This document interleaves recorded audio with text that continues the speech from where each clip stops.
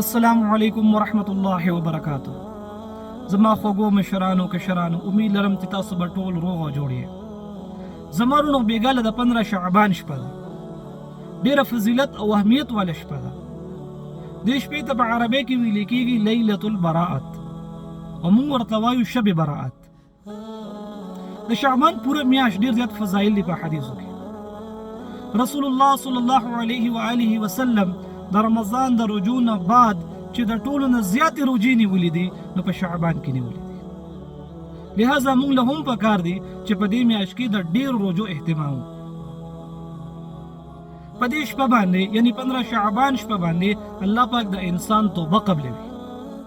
الله پاک د انسان ګناهونه معاف کوي. الله پاک په دې شپه باندې خپل رحمتونه نازلوي. یو حدیث شریف تاسو ته بیانوم. حضرت علی رضی الله تعالی عنہ نقل کړی دی. دا حدیث شریف په سنن ابن ماجه کې موجود دی. حدیث نمبر 1388.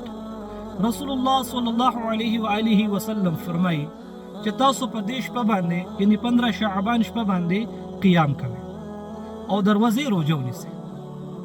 لہذا دا یو مستحب عمل دی. دا نه سنت دی او نه فرض دی. که مونږ قیام وکړو او روزه ونیسو نو مونږ ته به ثواب ملو شي. او که دا اعمال ونکړو نو موږ څه مجرمه نه یو. یو بل حدیث شریف دی. دا یې مفهوم څه دا رنګ دی. رسول الله صلی الله علیه و آله وسلم فرمایي چې یو ورځ ماته جبرائیل علیه السلام راو او ماته فرمایي چې الله پاک په دې شپه باندې ټول خلک بخي.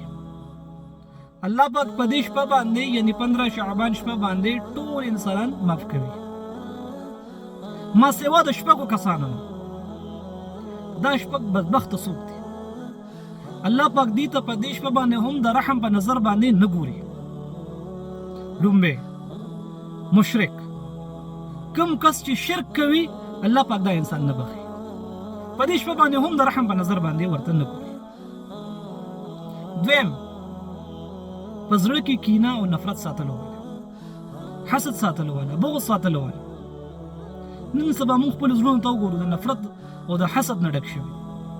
الله پاک دې موږ ته معافي وکړي. کم سړی چې په زړه کې کینه، نفرت، بغض، حسد ساتي الله پاک په دې شپه باندې دته د رحم په نظر باندې نه ګوري. دریم کس، کم کس چې د رشتہ دار سره تعلق ختموي الله پاک دې انسان ته هم د رحم په نظر باندې نه ګوري. څلورم، خپل شلوار د ټخدو نه لاندې ساتي. او دا څومره یو مونږ ته یو عام ګناه ښکاري، خو الله پاک کم کس چې په دې ګناه کې مبتلا دی الله پاک په دې شپه باندې دته هم د رحم په نظر باندې نه ګوري.